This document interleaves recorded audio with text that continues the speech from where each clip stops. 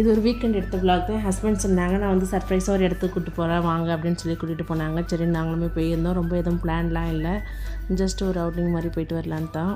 போகிற வழியிலே அவ்வளோ ஒரு அழகாக இருந்துச்சு. சூப்பராக ஃபார்மிங் பண்ணிகிட்டு இருந்தாங்க. பச்சை பசேல் இருந்துச்சு. நம்ம ஊர் ஞாபகம் அப்படியே வந்துருச்சு. அதுவும் இல்லாத இந்த செடி பார்த்திங்களா, இது வந்து என் சைல்டுஹுட் மெமரிஸ் ரொம்பவே வந்து கொண்டு வந்துச்சு. நாங்கள் சின்ன பிள்ளையில் இந்த ஃப்ளவர் வச்சு நிறையாவே விளையாண்டுருக்கோம். அது எப்படின்னா, நம்ம ஏதாவது ஒரு விஷ் ஒன்று நினச்சிக்கணும், அதுக்கப்புறமா அந்த ஃப்ளவர் வந்து பாப் பண்ணோன்னா அது பாப் ஆச்சுன்னா அந்த விஷ் வந்து நடக்கும், இல்லைனா நடக்காது அப்படிங்கிற மாதிரி நிறையவே விளையாண்டுருக்கோம். உங்களுக்கு யாருக்காவது இதோட மெமரிஸ் ஏதாவது இருந்தால் கண்டிப்பாக ஷேர் பண்ணிவிட்டு போங்க. நாங்கள் முக்கியமாக இந்த பிளேஸ்க்கு வந்த காரணமே, அந்த இடத்துல வந்து ஒரு ரெசார்ட் இருக்குது. ரெசார்ட்டுக்கு பின்னாடி நிறைய அனிமல்ஸ் இருக்குது.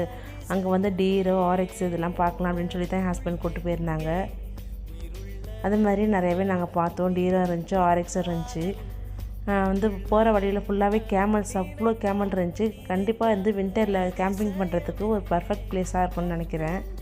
ஏன்னா பார்க்கவே அவ்வளோ அழகாக இருந்துச்சு. சம்மரில் வந்து இது செட் ஆகலை, பட் வின்டரில் செம்மையாக இருக்கும். நம்ம அவுட்டிங் ஏதாவது போனால் மணி நிறையா ஸ்பெண்ட் பண்ண அப்படி இருக்கணும், இப்படி பிளான் பண்ணி போனால் அப்படிலாம் கிடையாது.